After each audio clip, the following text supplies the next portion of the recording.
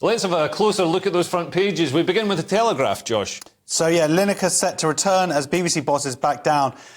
I don't know if I'm allowed to reveal this yet, but I don't know if this story is true, because I've heard that Lineker's coming to GBNews. Where he can tweet whatever he wants. Yeah. Except for Dr. Matthew Sweet getting angry with him. Is he taking a pay cut? No, he's going to get more. He's got all of our... but it's worth it, because he's a wonderful broadcaster. So here he is. This is a picture of him. I like how all the newspapers have gone with different expressions. They've got the same, him coming out of his house, but they've all gone... So the Telegraph have gone with a very sort of determined, I'm going to bring down the Tory government look. Yeah. He's got his dog with him. I believe the dog is not a British dog. I believe it's a immigrant dog. A legal immigrant, though, I believe. I don't know if you got that. That was a joke. Right. Okay. You look really serious. Can we discuss the actual story instead? Oh God, he's going to go talking about like whatever. It's supposed to be a news story as well. It's like he's got dogs. Is it supposed to be a news story? Is it really a news story? Now, he said a tweet. Of course, it's a news story. This relates to one of our most powerful and longest-standing institutions, the BBC. Match of the day. Which, when we talk about him possibly bringing down the government, it could possibly bring down not the I'll tell you who it's bringing down. BBC. It's bringing me down. Yeah. Is it? I'm quite cheered up. I'm cheered up by the fact that BBC could be coming down. I mean, Lewis, don't you want to see an end to the BBC? No more licence fee getting debited from your bank. I'm a visitor to this country, and if you guys want to have an institution like the BBC, if you want to pay for censorship, if you want to pay for state-owned media, that's a British person's. I don't think it's a good idea because I'm an American, and we hopefully don't have.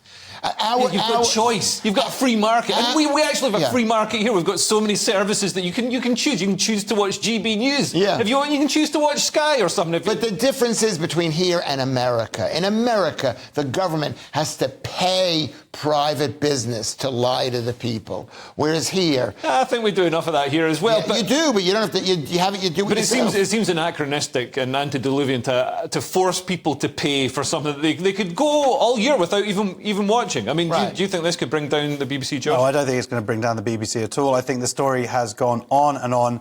Just the personal thing for me is Jews again being caught in the middle, used as a ball by both sides here. You've got the leftists going crazy. It's been really interesting to see the Corbynites, who have hated Lineker in the past for basically dissing Corbyn, but they hate Jews more. So now they're all Team Lineker because he's referenced and then you got minimised the impact of Nazi Germany. Yeah, and then you got the right who are just like, bring down the BBC. I don't know if you know any of those people. So I think most Nazis are offended by him as well. Yes, comparing them to the Tory party, which are a pretty left-wing party, considering everybody seems to think they're far right. I mean, look, I would just like him to read a history book. Yeah. And then go back to talking about football. He just said, didn't he? He didn't say it's the equivalent of killing people. He just said the attitude of the British government. Language. It's the language. It's the language, but it's not the No, but it wasn't the language of it, because Germans, Nazi Germany, Hitler coming into power in 1933, early 30s, wasn't about keeping people out.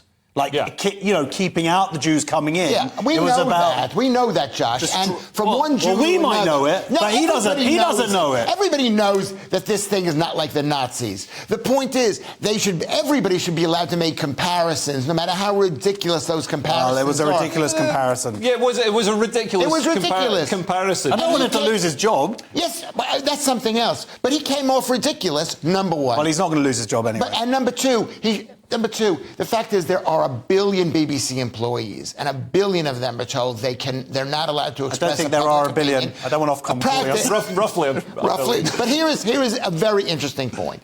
I hope better be is that the BBC, left or right, whatever their belief system is, they don't want people out there. They don't want